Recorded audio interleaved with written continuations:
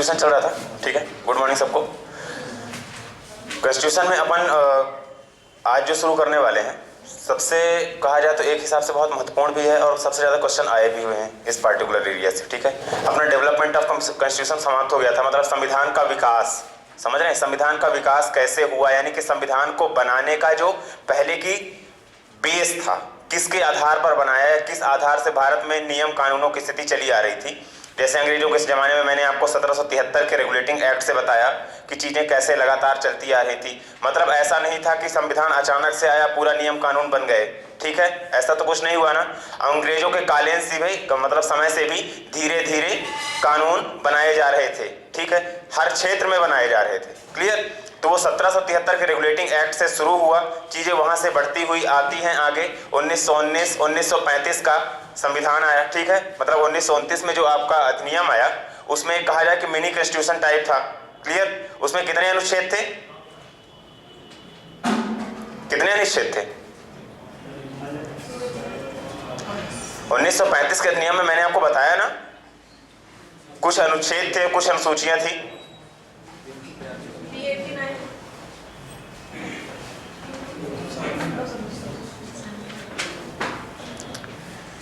हो गया साफ?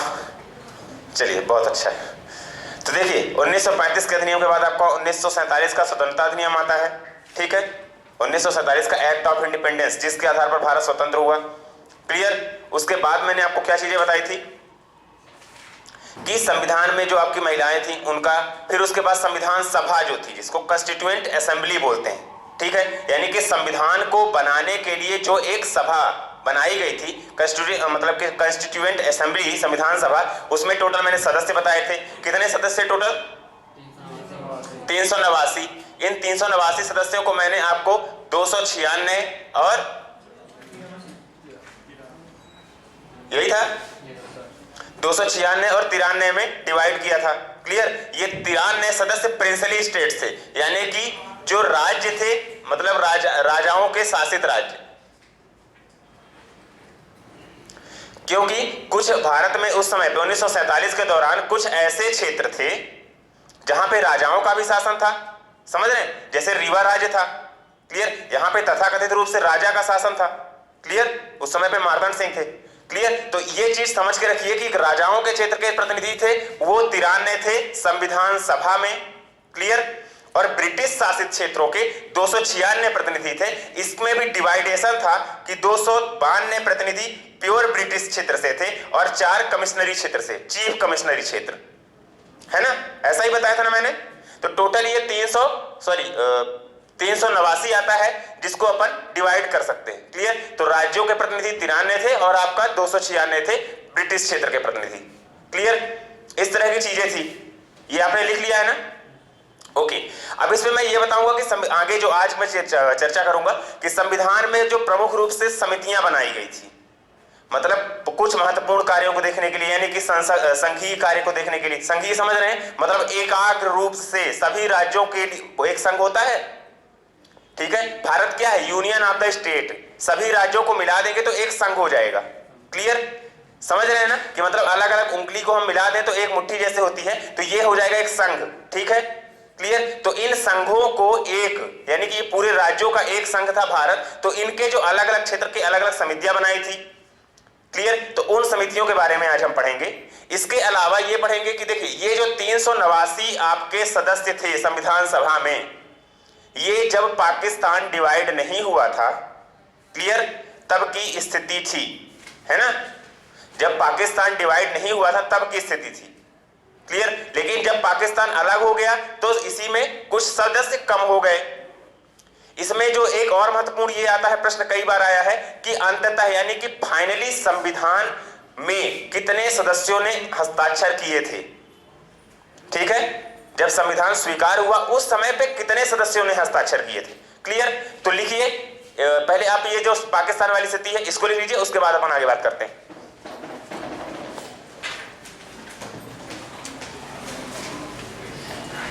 ये जितने भी शब्द मैं बता रहा हूं आपको सिंगल लाइन टाइप पर लिखना है, ठीक है, सिंगल लाइन, यानी कि ऐसे। क्लियर। क्योंकि ये ज्यादा इंपॉर्टेंट है। पहला लिखेंगे इसमें, संविधान सभा में संविधान सभा में प्रथम वाचन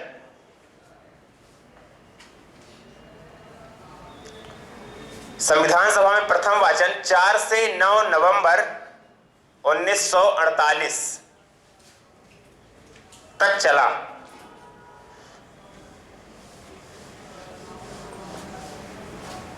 संविधान सभा में संविधान का प्रथम वाचन 4 से 9 नवंबर 4 नवंबर से 9 नवंबर 1948 तक चला। यह प्रश्न आया है कई बार। ठीक है, प्रथम वाचन का मतलब यह है कि संविधान जैसे बन गया ना, तो अब उसके शब्दों को तर्क करना, एक एक शब्द का वाचन करना। वाचन समझते हैं ना? ठीक है, जैसे अपने बोलते हैं बांचना, पढ़ना। ठीक है, क्लियर? तो यह प्रथम वाचन था 4 से 9 नवंबर 1948। दूसरी लाइन लिखेंगे,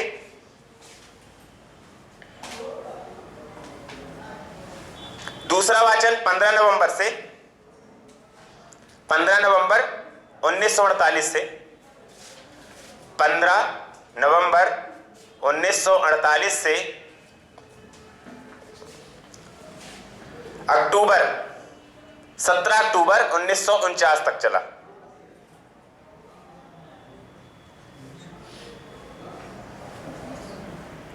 अक्टूबर 1949, 15 नवंबर 1948 से 17 अक्टूबर 1949। इसके बाद मैं एक आपको दूसरा मतलब कि महत्वपूर्ण पॉइंट बताऊंगा। तीसरा लिखेंगे, संविधान का तीसरा वाचन 14 नवंबर 1949 से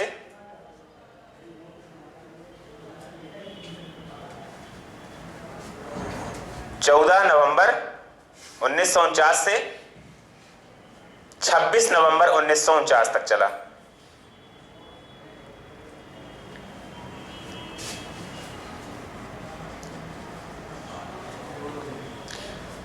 नवंबर 1949 से 26 नवंबर 1949 तक चला। इसमें कितने वाचन हो गए? 3। ये सबसे महत्वपूर्ण प्रश्न इसमें बनता है अक्सर संविधान के प्रश्नों में कि संविधान में कुल कितने वाचन हुए। ठीक है, तो आप इनका डेट भले ही याद ना रखें, लेकिन यह दिमाग में जरूर याद रखें कि संविधान के निर्माण के दौरान उसके 3 वाचन हुए हैं। क्लियर है? क्लियर? कीप इन माइंड, ये जरूरी है, 3 वाचन हुए संविधान में। ठीक है, तो डेट तो आपको याद रखनी है या नहीं रखनी है, ये आपके ऊपर है। ठीक है, प्राथमिकता। लेकिन हाँ, प्रथम वाचन का जरूर दिमाग में रखें, क्योंकि आ सकता है कि प्रथम वाचन कब शुरू हुआ और लास्ट वाचन आप 26 नवंबर 1949 याद कर सकते हैं। ठीक है, क्योंकि अब देखिए इसमें इसके बाद लिखेंगे जो आपका जब संविधान निर्माण हुआ, ठीक है, तो फाइनली सब सदस्यों के साइन हुए। क्लियर? जब संविधान का निर्माण पूरा हो गया, संविधान का निर्माण पूरा होना और संविधान लागू होना अलग अलग चीजें। ठीक है, 26 नवंबर 1949 को संविधान का निर्माण कार्य पूरा हो गया। ठीक है, लेकिन एडॉप्ट कब किया गया, यानी अपनाया कब गया? 26 जनवरी 1950। ठीक है, क्लियर? अब देखिए, जब संविधान को अपनाया गया तो टोटल 284 सदस्यों ने इस पर हस्ताक्षर किए। ठीक है, जैसे बोलते हैं ना गवाह बतौर कि हमने पूरा कर दिया, तो उस समय संविधान सभा में 284 सदस्यों ने हस्ताक्षर किए। इसको लिख लीजिए। ठीक है,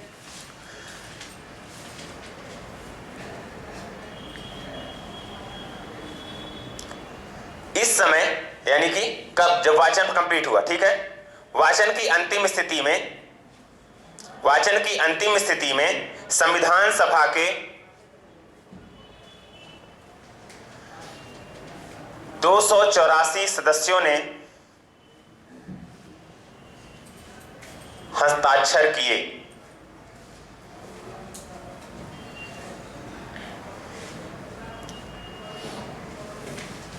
तीन वचन आपने लिख लिए हैं कि संविधान में निर्माण कार्य के दौरान टोटल 3 वाचन हुए। ठीक है, लिखना हो तो लिख लीजिए, कुल 3 वाचन हुए। संविधान निर्माण में संविधान के 3 वाचन हुए।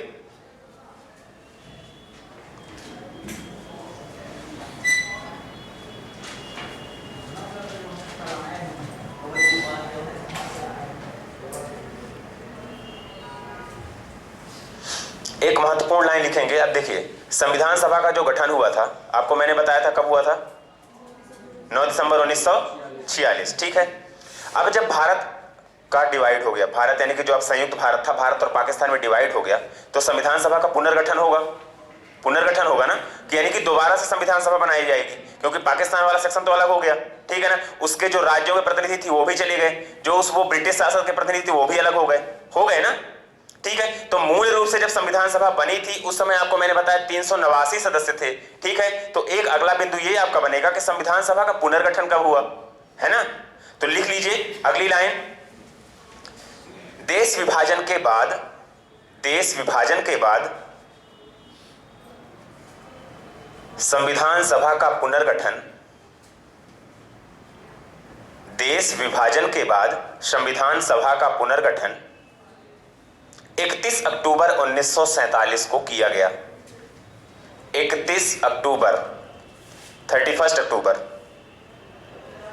देश विभाजन के बाद संविधान सभा का पुनर्गठन 31 अक्टूबर 1947 को किया गया।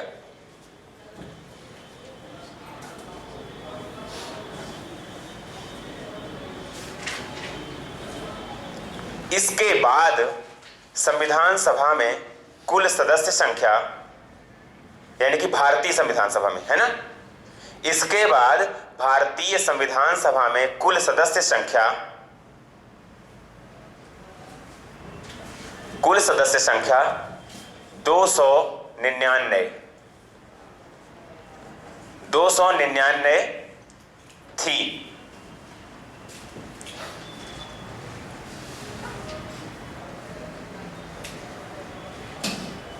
क्लियर। अब 299 को आप डिवाइड कर दीजिए दो भाग में, 229 और कितना बचेगा फिर, ठीक है। तो अब देखिए उस समय पे 389 थी, उसको अपन ने डिवाइड किया था किसमें, ये किसमें डिवाइड थी, कितने में थी, 93 और 296, ठीक है। अब ये कितनी हो गई, 229 और 70। तो 229 जो थे वो ब्रिटिश क्षेत्र के थे और 70 देसी रियासतों के। क्लियर। तो देसी रियासतों के कितने सदस्य कम हो गए आपके, 23 सदस्य हुए ना कम, ठीक है। तो अब देखिए चीजें क्लियर हो गई ना, आपको कंफ्यूज नहीं होना है, क्योंकि हम अक्सर कंफ्यूज ये होते हैं कि कितने सदस्य थे कितने नहीं थे, है ना। तो आपकी चीजें यहां पे ये क्लियर हो जानी चाहिए कि देखिए जब आपकी संविधान सभा बनती है तब टोटल सदस्य कितने थे, 389। ये स्थिति थी आपकी 9 दिसंबर 1946, 389 थे, ये आपके हो जा रहे हैं 296 और 93। क्लियर, ठीक है। अब जो ये आपकी स्थिति है 299 और ये कितने थे आपके 229, ठीक है। ये स्थिति है आपकी कब, 31 अक्टूबर को जब पुनर्गठन हुआ, ठीक है। तो ये हालांकि दिसंबर की स्थिति है, क्लियर। लेकिन आपका जब पुनर्गठन हो गया, यानी कब हुआ पुनर्गठन, 31 अक्टूबर 1947, ठीक है। ये क्यों हुआ पुनर्गठन, क्योंकि देश का विभाजन हो गया। लेकिन जब पहली संविधान सभा बनी थी उस समय देश एक मतलब कि एक था, पाकिस्तान और भारत, बांग्लादेश भी, ठीक है। तो ये चीजें हो गई। तो ये आपको क्लियर होना चाहिए कि 389 था, ये 299 है, ये 229 और 70 में डिवाइड था, 70 राज्यों के प्रतिनिधि थे, इसमें कितने थे 296 और 93। पॉइंट क्लियर ना, कोई कंफ्यूजन बनेगा क्या, ठीक है, ओके। चलिए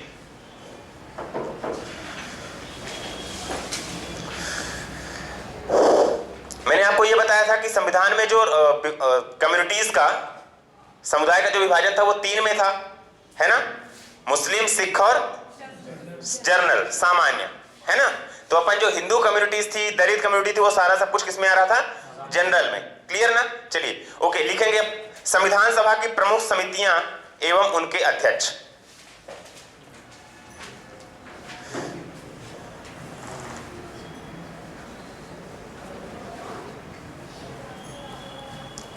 अब देखिए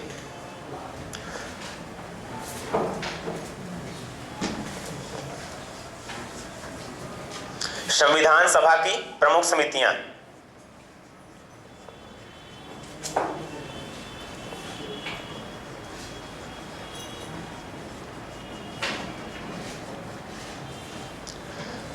देखिए समितियां, जैसे आज भी समितियां बनती हैं, ठीक है, आपके क्षेत्र में जैसे कभी कभी स्व सहायता समूह बनते हैं, वो पार्टिकुलर किसी एक क्षेत्र या समाज के एक भाग, एक सेक्शन के विकास के लिए बनते हैं। ऐसे ही पूरी संविधान सभा में एक एक भाग, यानी कि क्षेत्र, किसी क्षेत्र में, देश का कोई भी क्षेत्र हो, उसका निर्माण कार्य का कोई भी क्षेत्र हो, उनके विकास के लिए अलग समितियां बनी। तो उस पर अब देखिए, मैं आपको थोड़ा सा मैचिंग करने की कोशिश करूंगा कि आपको ये याद हो जाए, है ना। अब देखिए, हमारे संविधान सभा के जो अस्थायी अध्यक्ष थे वो कौन थे? सच्चिदानंद सिन्हा। और जो आपके परमानेंट अध्यक्ष बने वो कौन बने? डॉक्टर राजेंद्र प्रसाद, है ना। तो जो अध्यक्ष होता है वो संचालन का कार्य करता है। संचालन समझ रहे हैं ना? क्लियर? डायरेक्टर टाइप का, ठीक है, निर्देशक या संचालक जिसको बोलते हैं। क्लियर? तो अब ये बताइए कि यदि संचालन समिति बन रही है, संचालन तो होगा संविधान का, तो संचालन समिति बन रही है तो उसका अध्यक्ष कौन होगा? डॉक्टर राजेंद्र प्रसाद, ठीक है। तो पहली आपकी समिति जो आपको दिमाग में रखनी है वो है आपकी संचालन समिति। क्लियर? लिखते रहिए इसको।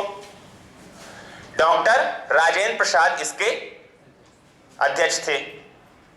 क्लियर?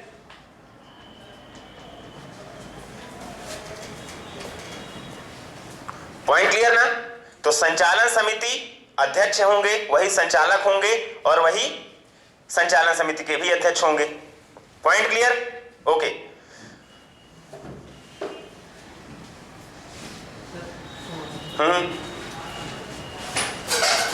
हेलो।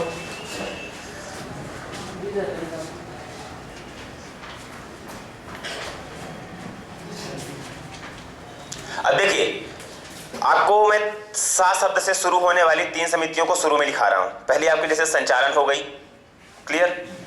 एक संघ शक्ति समिति हो गई, ठीक है, क्लियर। और आपकी संघीय समिति। तो दूसरी लिखेंगे आप संघीय संविधान समिति, संघीय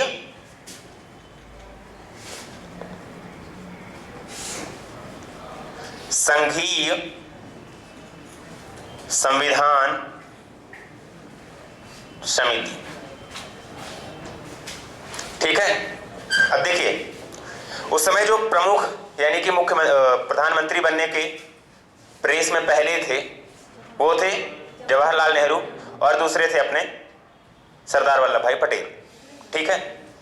तो जो सर्वे सर्वा बने हुए थे, यानी कि प्रधानमंत्री महात्मा गांधी के भी सलाह से सारे लोगों को ये विचार दे दिया गया, मत ले लिया गया कि नेहरू को बनाया जाएगा, ठीक है।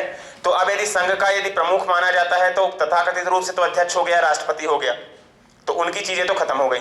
अब इसके बाद बचती है आपका संघीय संविधान समिति, ठीक है। तो ये संविधान समिति जो बनी, इसके जो अध्यक्ष बनाए गए वो पंडित जवाहरलाल नेहरू, ठीक है, क्लियर। तो इनको लिख लीजिए पीटी नेहरू या पंडित जवाहरलाल नेहरू। आप लोग पूरा लिख लीजिए पंडित जवाहरलाल नेहरू।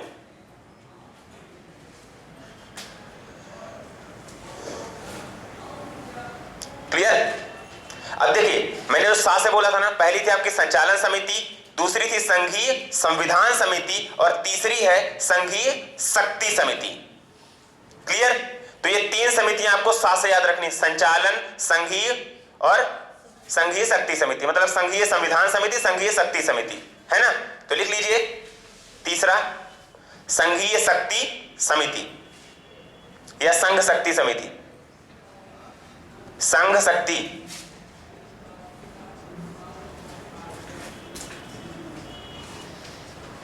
इसके भी अध्यक्ष कौन थे? पंडित जवाहरलाल नेहरू।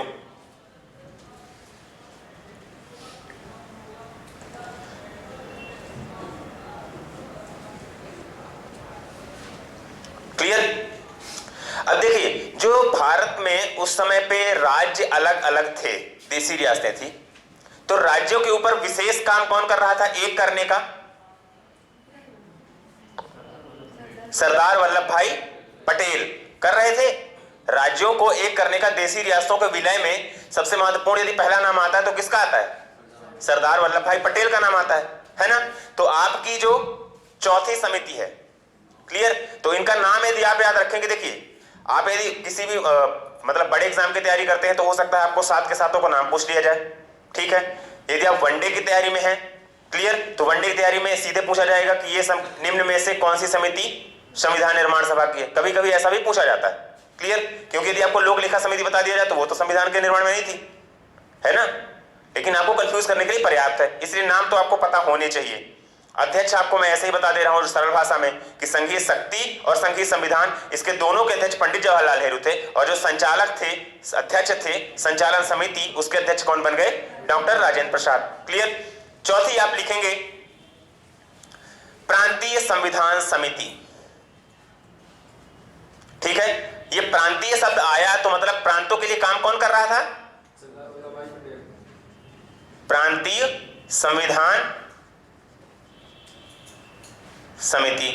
तो ये इसमें आप लिख लीजिए, पूरा नाम लिखेगा सरदार वल्लभ भाई पटेल, ठीक है, एसबी पटेल, क्लियर। सरदार वल्लभ भाई पटेल, है ना। तो एक आप नाम कैसे याद कर सकते हैं आप? एक थी संघीय संविधान समिति और दूसरी कौन सी हो गई? प्रांतीय।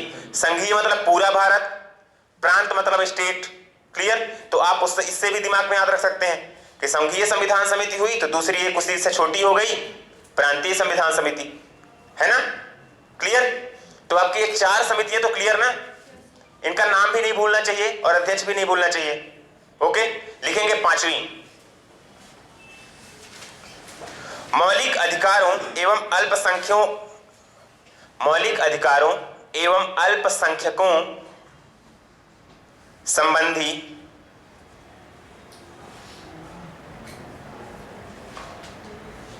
परामर्श समिति। मौलिक अधिकारों एवं, ऊपर लिख दूं क्या, नीचे दिखेगा, पीछे आपको दिख रहा है?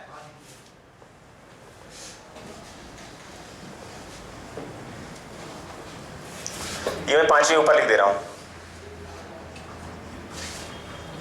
मौलिक अधिकारों एवं अल्पसंख्यकों संबंधी परामर्श समिति।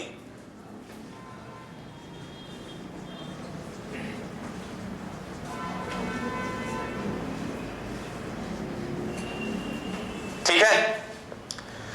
अब देखिए, मौलिक अधिकार जो राज्यों के लिए काम कर रहे हैं, ठीक है, जो राज्यों से ज्यादा जुड़े हुए हैं, जनता से ज्यादा जुड़े हुए हैं, क्लियर, तो उनके लिए जो मौलिक अधिकार के लिए जो राज्यों से जुड़े हुए हैं तो वो मौलिक अधिकारों से भी जुड़े हुए हैं, और मौलिक अधिकार किसके लिए थे? जनता के लिए थे, ठीक है। तो मौलिक अधिकारों एवं अल्पसंख्यकों संबंधी, अल्पसंख्यक समझते हैं, माइनॉरिटी जिसको बोलते हैं, हाँ, नहीं बताइए, इसमें कोई अल्पसंख्यक समझते हैं आप? सरल भाषा में किनको बोलते हैं? जिनकी संख्या थोड़ी हो, ठीक है। अपने समाज में अल्पसंख्यक कौन है? अपने भारत में, अपने रीवा क्षेत्र में बता दो, एमपी में बता दो, अल्पसंख्यक कौन है? पिछड़ा वर्ग, है ना। यानी कि ऐसा समाज जिसकी संख्या कम हो, है ना, क्लियर। जैसे मुस्लिम देश यदि कोई हो गया, अब जैसे पाकिस्तान, तो वहां पे अल्पसंख्यक कौन है? हिंदू। अपना हिंदुस्तान है, यहां अल्पसंख्यक कौन है? मुस्लिम, सिख, है ना, ईसाई, मतलब एज कंपेयर टू हिंदू, ठीक है। हिंदू मतलब हिंदुइज्म की जो पॉपुलेशन है as compare to Hindu, they are minorities, है ना, वो संख्या में कम है, clear, okay. So one who is in less in number, they are called minorities. अपने यहां जो ओबीसी है, other backward caste, they are minorities, ठीक है ना। SC and ST are also minorities, क्योंकि वो ट्राइबल्स है, जनजातियां कितनी, है ना, समझते हैं ना। तो अल्पसंख्यकों संबंधी परामर्श समिति जो बनी 5वीं, इसके भी अध्यक्ष कौन बने? एसबी पटेल, सरदार वल्लभ भाई पटेल, ठीक है, 5वीं।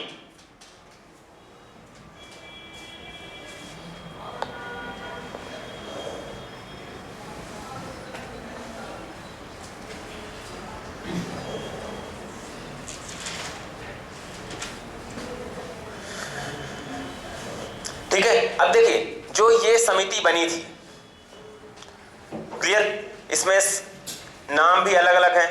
पहला तो ये हो गया मौलिक अधिकार, ठीक है, दूसरा इस पे भी हो गया अल्पसंख्यकों संबंधी, क्लियर।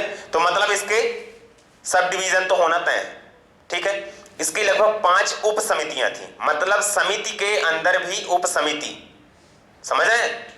क्लियर? उसके पार्ट कर दीजिए, ऐसा मान लीजिए कि एक समिति है, उसके 5 पार्ट हो गए, ठीक है, वो हो गई उप समिति, ठीक है, सब कमेटीज जिसको बोलते हैं। क्लियर? तो इन सब कमेटियों में 5 थी, लेकिन आपको 2 याद रखना है जो परीक्षाओं में आती हैं। क्लियर? तो आप पहली लिखेंगे जो नाम में ही है उसके, मौलिक अधिकार उप समिति, मौलिक अधिकार, क्योंकि इसका पहला ही नाम है ना, मौलिक अधिकार उप समिति, मैं इसके पार्ट कर दे रहा हूं, ठीक है। तो पहला है मौलिक अधिकार उप समिति, मौलिक अधिकार उप समिति हुआ, है ना। अब दूसरा क्या बच रहा है इसमें, एक शब्द है ना, लिखेंगे अल्पसंख्यक उप समिति,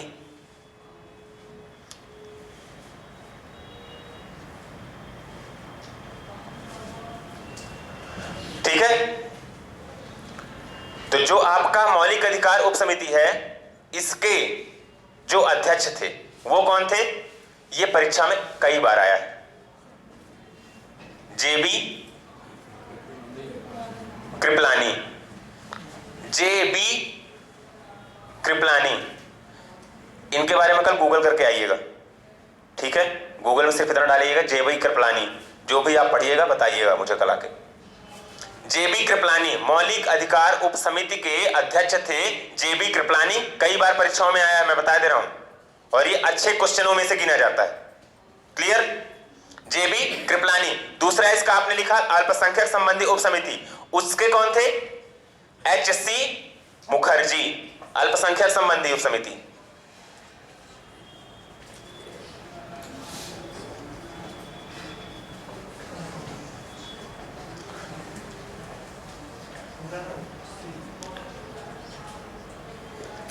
इनके बारे में भी आप पूरा सर्च करके आइएगा, ठीक है। एच.सी. मुखर्जी, दोनों शब्दों को गूगल करके आइएगा, ठीक है। और इनका फुल फॉर्म जरूर बताइएगा नाम का, जेबी का भी और एच.सी. का भी, ध्यान से गूगल करके। और दूसरी चीज, आप जो भी आप गूगल करेंगे उसको आप अपनी जो नोट्स बना रहे हैं उसके पीछे लिख जरूर लीजिएगा, ठीक है, क्योंकि आपको कितना याद रहता है ये एक सामान्य प्रक्रिया है, सब जानते हैं, ठीक है। 2 दिन में 4 दिन बोल सकते हैं, हफ्ते भर बोल सकते हैं, इसलिए जो भी मैं गूगल करने को दूं उसको आप एक नोट्स में छोटी सी डायरी जो भी हो उस पर लिख लीजिएगा, ठीक है। चलिए अगला लिखेंगे, कितनी समितियां हो गई अपनी, 5, ठीक है। एक बार आप रिवाइज कर लीजिए, मैंने आपको 7 से 3 समितियां बताई। संचालन समिति, अध्यक्ष कौन थे, डॉक्टर राजेंद्र प्रसाद।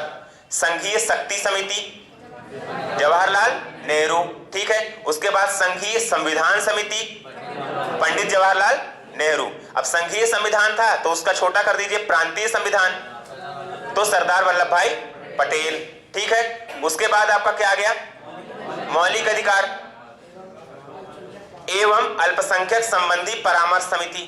क्लियर? इसके 2 आप डिवाइड कर दीजिए, मुख्य रूप से हैं तो 5, लेकिन जो आपको हम बता रहे हैं पहला नाम आपका जो इसी में मौलिक अधिकार संबंधी, तो मौलिक अधिकार के कौन से हो गए, जेबी कृपलानी, ठीक है। एच.सी. मुखर्जी, जेबी कृपलानी में कंफ्यूज नहीं होगी, जेबी कृपलानी, ठीक है। और आपका जो दूसरा हो रहा है अल्पसंख्यक, उसके एच.सी. मुखर्जी, ठीक है। क्लियर? ओके। अगला लिखेंगे राष्ट्रध्वज संबंधी तदर्थ समिति,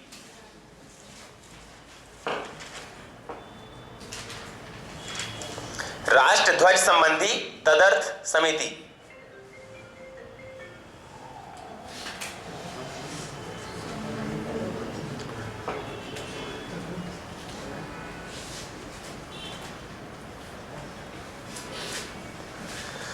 राष्ट्रध्वज संबंधी तदर्थ समिति।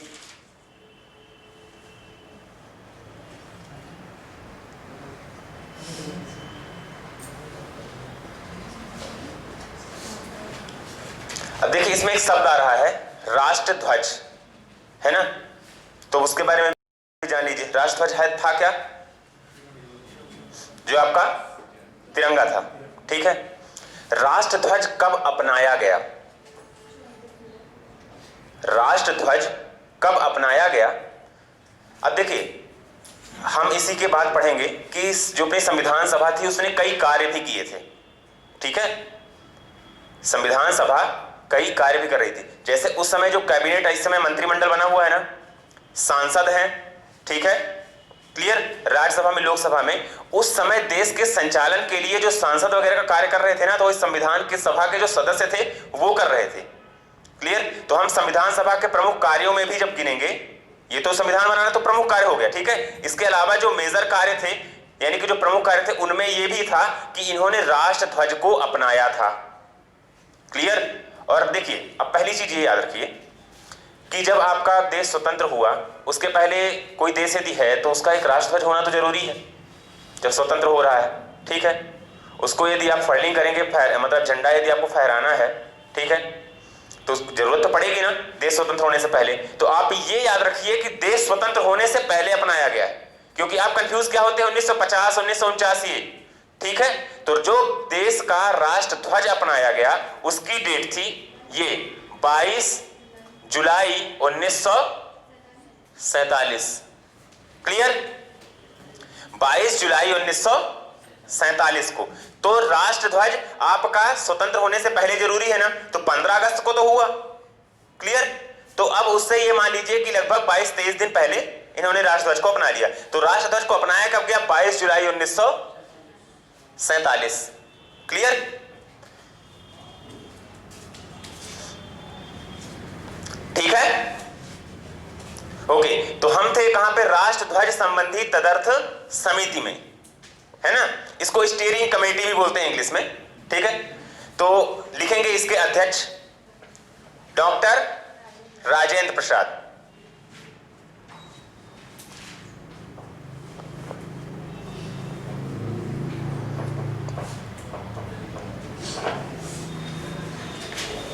Clear, okay.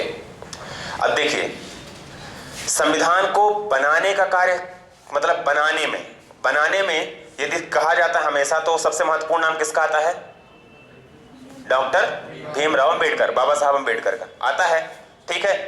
तो जो संविधान का एक प्रारूप था, समझ रहे हैं, ड्राफ्ट समझते हैं, प्रारूप। यदि मैं कोई काम करने जा रहा हूं, यदि मैं कोई कार्य कर रहा हूं, तो उसका पहले एक रूपरेखा बनाऊंगा, ठीक है, कि ऐसे जाना है, ऐसे करना है इधर, या फिर सीधा समझ लीजिए कि आप एक यदि घर बनवाने जा रहे हैं तो पहले उसका डायग्राम बनवाते हैं, प्रारूप बनवाते हैं, नक्शा जिसको बोलते हैं, ठीक है, कि ऐसा होगा, ऐसा होगा। क्लियर, होता है ना प्रारूप? क्लियर, तो जो संविधान का प्रारूप था, ड्राफ्ट था, वो समिति बनाई जाएगी उसके लिए भी। तो जो प्रारूप समिति थी, क्लियर, उसके अध्यक्ष कौन थे? डॉक्टर भीमराव अंबेडकर या बी.आर. अंबेडकर। क्लियर, तो लिखेंगे राष्ट्रध्वज संबंधी का लिख लिया ना आपने, doctor Rajendra Prasad. Clear, okay. और ये थे अपने प्रारूप समिति। अब प्रारूप समिति मतलब भीमराव अंबेडकर।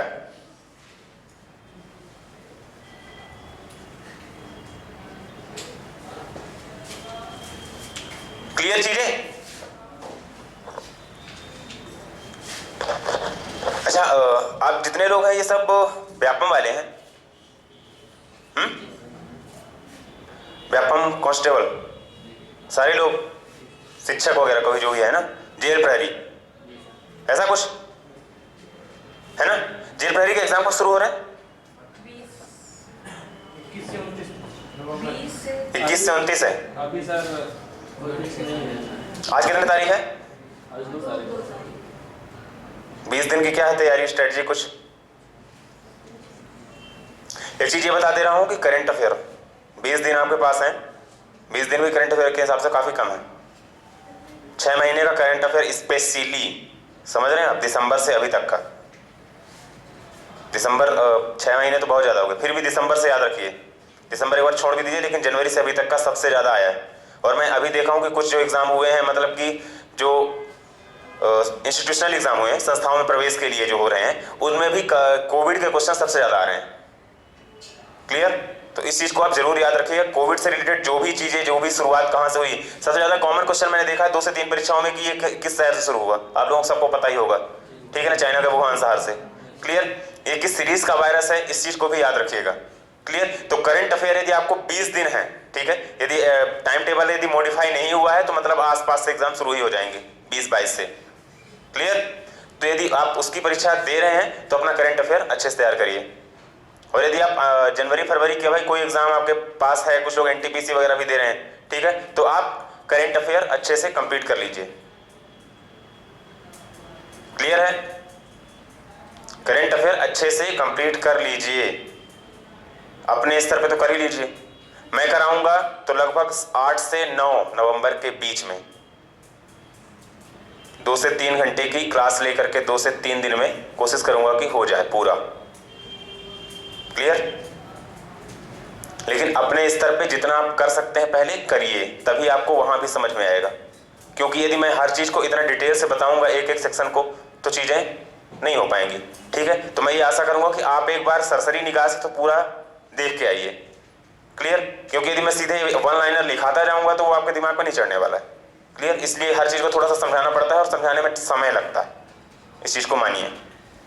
और 20 दिन काफी कम है, 20 दिन के स्ट्रेटजी के हिसाब से अपने सब्जेक्ट को डिवाइड कर लीजिए। यदि आप जेल प्रहरी वगैरह का दे रहे हैं तो एमपी में कमांड रखिए, कोई एक किताब उठाइए, अब 10 किताबें नहीं, ठीक है। क्लियर?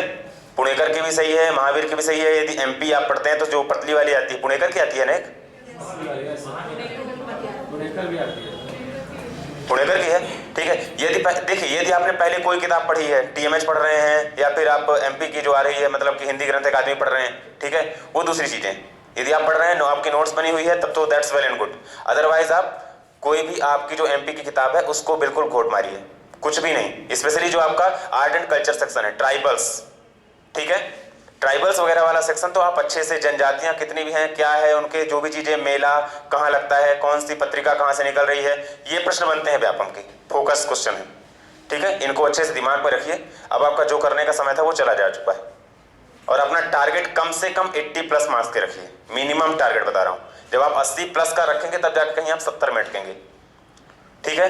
कोशिश आप 20 दिन है, 20 दिन लग जाइए, ठीक है। मोबाइल को ज्यादातर फ्लाइट मोड में रखिए स्पेशली, ठीक है। और कोशिश कीजिए कि आपका सुबह है, यानी कि यदि आप कोचिंग 8 बजे आ रहे हैं तो 8 बजे तक मोबाइल आपका ना खुले, यानी कि सुबह यदि आप उठते हैं और समय से शाम को कोशिश कीजिए कि सो जाइए, 9 बजे के बाद मोबाइल उपयोग मत कीजिए। कम से कम ये 20-25 दिन के लिए बता रहा हूँ, ठीक है। दिन में आप करते रहिए, लेकिन अपना सुबह का समय आप मोबाइल से दूर रहेंगे तो ज्यादा अच्छा रहेगा, आपको प्रॉपर यूटिलाइज होगा। 10 बजे सोएंगे तो 5 बजे उठ ही जाएंगे इस समय, ठीक है। रात काफी लंबी होती है, 10 बजे सोइए, 5 बजे उठ जाइए और कम से कम 3 घंटे का प्रॉपर यूटिलाइजेशन कर लीजिए। क्लियर? इस चीज को रखिए। 20 दिन आपके यदि किसी भी हिसाब से बहुत महत्वपूर्ण है। और सबसे बड़ी चीज ये नहीं होता कि आप एग्जाम दे रहे हैं तो आप उसको ज्वाइन ही कीजिए, जरूरी नहीं होता।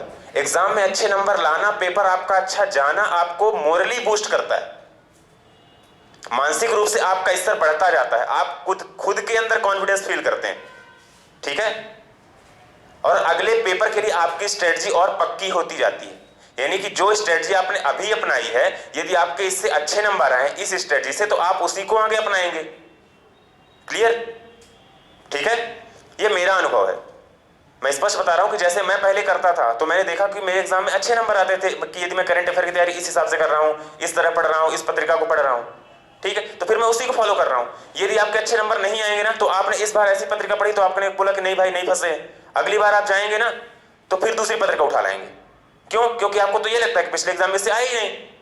पर यदि ये पेपर आपका जाएगा सही और आपने जो पत्रिका पढ़ी है, जो नोट्स पढ़ी, तो फिर आप उसको फॉलो करेंगे, और जब उसी को आप फॉलो करेंगे तो आपको उसमें मास्टरी आती जाएगी, दक्षता आती जाएगी, है ना, तो आप उसके एक्सपर्ट तो हो जाएंगे ना। और एक्सपर्ट होना और अच्छी चीज होती है। मैं ये नहीं कहता कि हर किताब से 100% आता है, लेकिन यदि मैं कहता हूं 80% ही आता है और आपने 80% कंप्लीट कर लिया तो 80% नंबर आपके कंफर्म। कोई किताब से 100% क्वेश्चन नहीं आते, ये तो आपको भी पता है ना, ठीक है। लेकिन आपके पास जितना है उसका तो पूरा उपयोग कर लीजिए। लेकिन यदि आप इधर से उधर घूम रहे हैं तो फिर वही होगा, आधी छोड़ पूरी के धावे वाला, ठीक है। तो ना इधर करेंगे ना उधर करेंगे। क्लियर? तो आपका एग्जाम में पास होना मोरली बूस्ट करता है, ज्वाइन करना अदर केस होता है। क्लियर?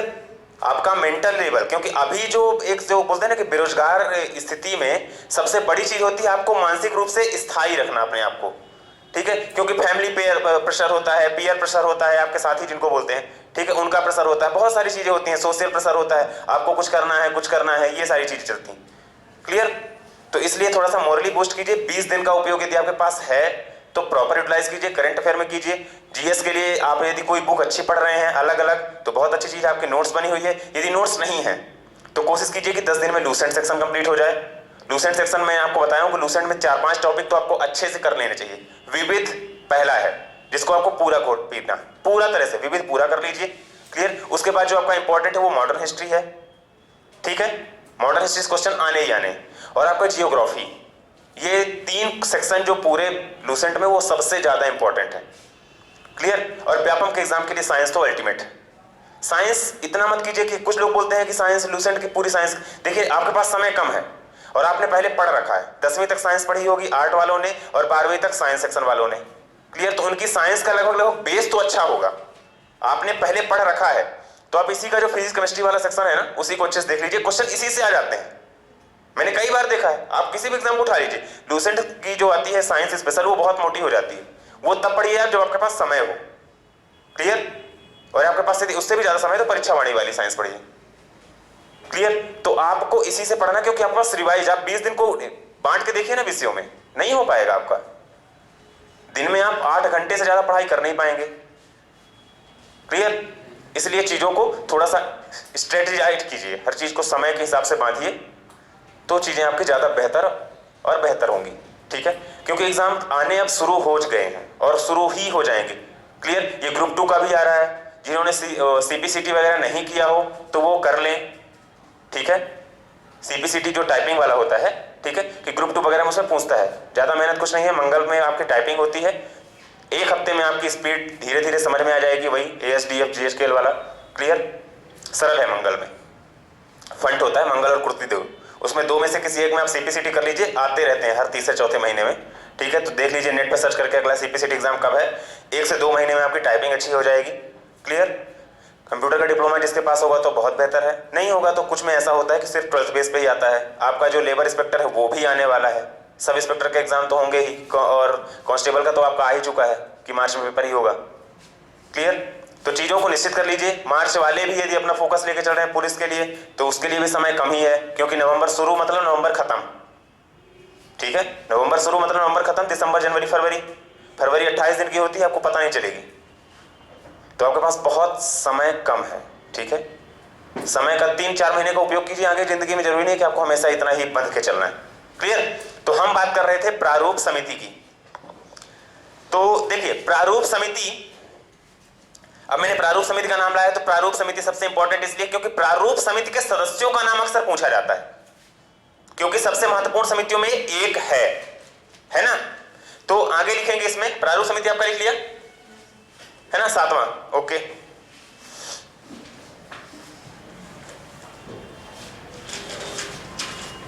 चलिए लिखेंगे प्रारूप समिति।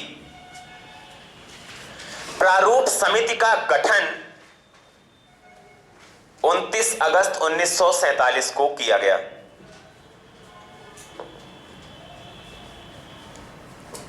उनतीस अगस्त 1947 कब हुआ ये?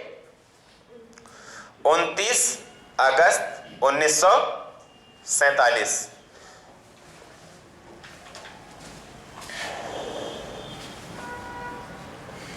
क्लियर? कई बार परीक्षाओं में यह आया है कि प्रारूप समिति में सदस्यों की संख्या कितनी थी, तो मैंने आपको प्रारूप समिति कितने नंबर पे लिखाया है? हाँ, 7वें नंबर पे ना। तो प्रारूप समिति में सदस्यों की संख्या भी 7 थी। क्लियर? प्रारूप समिति में सदस्यों, इसीलिए मैंने इसको आगे पीछे करके लिखा है लास्ट में कि दिमाग में याद रखने के लिए। कुछ किताबों में आपको 3-4 नंबर पे भी मिलेगी, ठीक है, कि दिमाग में आपके टिका रहे। प्रारूप समिति में सदस्यों की संख्या भी कितनी थी? सदस्य कितने थे? 7। Point clear? ठीक है। अब देखिए जो प्रारूप समिति के सदस्य थे उनका नाम कई बार आया है, कुछ रिप्लेस हुए हैं, ठीक है। निम्न में से कौन नहीं थे, ऐसे भी विकल्प आए हैं। तो आपको मैं इसमें सिर्फ कृष्ण के नाम याद करने को बोलूंगा, थोड़ा सा उनको दिमाग में रखिएगा, ठीक है। थोड़ा सा भक्ति में दिमाग खींचिएगा, आ जाएगा आपका। क्लियर। तो ये कृष्ण के नाम के यानी पर्यायवाची जो चलते हैं। क्लियर। तो पहला लिखेंगे, पहला नाम आप लिखेंगे। अब देखिए प्रारूप समिति के अध्यक्ष कौन थे? B.R. अम्बेडकर ना। तो सदस्य तो वो होंगे, है ना। अब अध्यक्ष ही है तो सदस्य ही रहेंगे ना। क्लियर। तो पहला आप लिख लीजिए B.R. अम्बेडकर। अब इनको तो भूलेंगे ही नहीं, तो इनका तो कुछ याद करने जैसा है नहीं कि आपको इसको दिमाग में रखने के लिए कुछ बताया जाए। ठीक है, तो पहले लिख लेंगे B.R. अम्बेडकर। क्लियर। अब कृष्ण का जो मैं बता रहा था, कृष्ण को आप गोपाल भी जानते हैं, है ना। क्लियर। तो आप पहला शब्द याद रखेंगे गोपाल। तो दूसरा आपको नाम लिखना है N. गोपाल स्वामी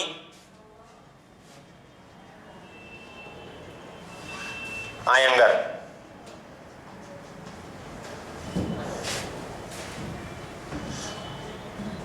ठीक है, N. गोपाल स्वामी आयंगर। N.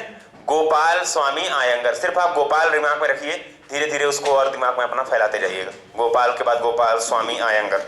ठीक है, क्लियर। ओके, उसके बाद अब कृष्ण का, तो कृष्ण ही नाम याद रखिए एक, अल्लादी कृष्णा स्वामी अय्यर। ठीक है, अल्लादी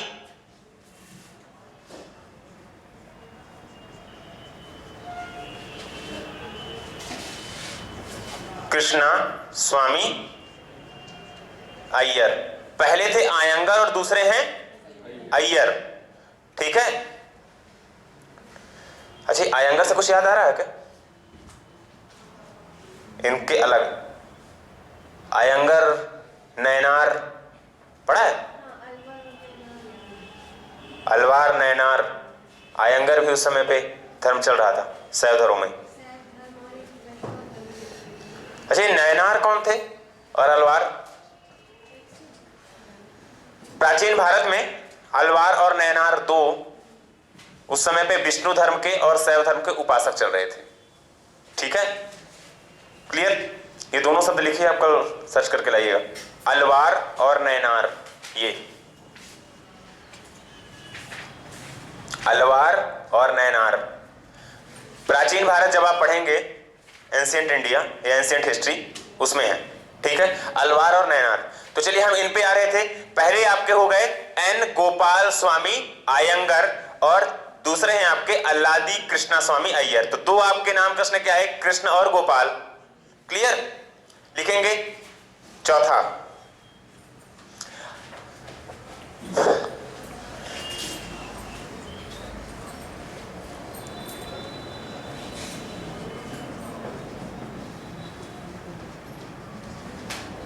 डॉक्टर के एम मुंशी। अब मुंशी को कैसे याद करोगे?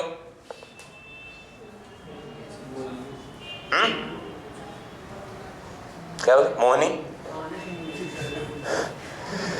मुंशी को याद करने के लिए आप कर सकते हैं कि कृष्ण को आप ज्यादातर जानते हैं बंसी बांसुरी से जानते हैं। ठीक है, तो मुंशी बंसी। ठीक है, ठीक है। हम सिर्फ अभी कृष्ण में है, इसलिए मैं सिर्फ उन्हीं से रिलेटेड चीजें बता रहा हूं। क्लियर। तो कृष्ण के लिए आप याद रखिए के एम मुंशी, के एम बंसी, जो भी। ठीक है, बंसी से आपको याद रहेगा मुंशी। क्लियर। तो डॉक्टर के एम मुंशी, ये कौन से हैं? चौथे। क्लियर। लिखेंगे पांचवा,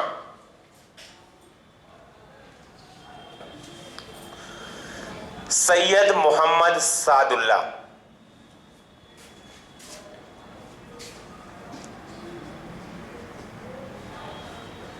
सैयद मोहम्मद सादुल्ला। ठीक है, सैयद मोहम्मद सादुल्ला। ठीक है, तो पहले आपके थे B.R. अम्बेडकर, दूसरे गोपाल स्वामी आयंगर, तीसरे अल्लादी कृष्णा स्वामी अय्यर, चौथे आपके बंसी मुंशी। ठीक है, के एम मुंशी, और पांचवें आपके कौन हैं? सैयद मोहम्मद सादुल्ला, तो मोहम्मद से आप मोहन टाइप का कुछ याद करो, ठीक है, मोहम्मद तो मोहन, ठीक है, तो सैयद मोहम्मद सादुल्ला, ठीक है, तो आप उसमें मोहन याद कर सकते हैं, कृष्ण को भी मोहन ही बोलते हैं, ठीक है, तो सैयद मोहम्मद सादुल्ला। क्लियर। उसके बाद अपना है छठवां। देखिए मैं ये सिर्फ बता रहा हूं कि ये आपके दिमाग में थोड़ी सी चीजें टिक जाएं, क्योंकि ये थोड़ी सी मतलब कि ऑकवर्ड नाम है ना, तो आपको दिमाग में थोड़ा सा प्रॉब्लम होगी, बस इसलिए बता रहा हूं, ये कोई ट्रिक जैसा नहीं है, बस आपको दिमाग में रखने के लिए जो आपके व्यवहार में चीजें हैं जिनको आप जानते हैं उन्हीं से कुछ आप कनेक्ट कीजिए, ठीक है। क्लियर। क्योंकि मेमोरी इसी तरह रखी जाती है, आपको दिमाग में जो चीजें फीड होती हैं सिर्फ वो दो फॉर्म में, एक आवाज और एक पिक्चर। क्लियर। ये आपको पता है ना कि हमारी जो ह्यूमन मेमोरी होती है उसके अंदर जो दो फॉर्म में ही चीजें जाती हैं अंदर, आवाज और पिक्चर, और तीसरी जो होती है जिसको हम यहां पे नहीं कर सकते वो होती स्मेल, ठीक है। आपको कोई एक अजीब स्मेल आ जाए ना तो वो आपको याद रहेगी जगह, ठीक है, समझ रहे हैं ना। क्लियर। तो स्मेल होती है, या फिर जैसे कोई पार्टिकुलर आपके दिमाग में कोई परफ्यूम आ जाए, ठीक है, यदि कोई आपसे बगल से गुजरे तो आपको तुरंत दिमाग में आएगा कि हाँ मैंने यहाँ ये ऐसी स्मेल देखी थी। क्लियर। तो ये एक सामान्य स्मेल तो नहीं हो पाती, लेकिन दो चीजें हमेशा वॉइस के रूप में रहती हैं, है ना। तो इस चीजें मेमोरी पैलेस एक बुक थी, मेमोरी पैलेस जिसको बोलते हैं, यदि किसी को मिल जाए तो पढ़िएगा, उसमें आपको पता चलेगा कि मेमोरी कैसे बूस्ट की जाती है, ठीक है। छठवां लिखेंगे आप N Madhav Rao, N Madhav Rao, N Madhav Rao, ठीक है। अब माधव तो माधव है, कृष्ण का पर्यायवाची माधव है ना, ठीक है, तो एन माधव राव। लेकिन एक चीज ये याद रखेंगे कि एन माधव राव मूल रूप से संविधान की इस प्रारूप समिति में नहीं थे। क्लियर। जो मूल रूप से थे वो थे BL मित्र, ठीक है, माधव के मित्र, ऐसा रखिए याद, ठीक है। तो BL मित्र पहले थे, ठीक है, शुरू में जब प्रारूप समिति में BL मित्र को रिप्लेस कर दिया था एन माधव राव ने। ये दिमाग में याद रखेंगे कि किसने किसको रिप्लेस किया था। तो BL मित्र की जगह आए थे एन माधव राव, ठीक है, BL मित्र पहले थे। ये दिमाग में अच्छे से रखिए क्योंकि बहुत कंफ्यूजन हो सकता है इसमें आपको कि ये होगा कि इनकी जगह ये आए थे कि इनकी जगह ये आए थे। तो जो पहले थे वो कौन थे? BL मित्र, ठीक है, और जो एन माधव राव है वो बाद में आए थे, ठीक है, ओके। सतवां लिखेंगे TT कृष्णामचारी, TT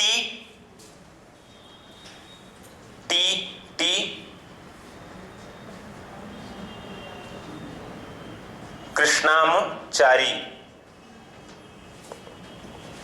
ठीक है। अब इन्होंने किसको रिप्लेस किया था? DP खेतान, ठीक है, DP खेतान लिख लीजिए। आप जैसे इस पे लिखते हैं ना तो इस पे ये कोष्टक में इनका नाम लिख रहे हैं तो आप लिख दीजिएगा रिप्लेस्ड, ठीक है, कि जो मैं लिखा रहा हूं यहां पे पहले ये लास्ट तक बने हुए थे प्रारूप समिति में, शुरू में जो ये हैं वो पहले थे। क्लियर। तो BL मित्र थे और इधर वाले में थे DP खेतान।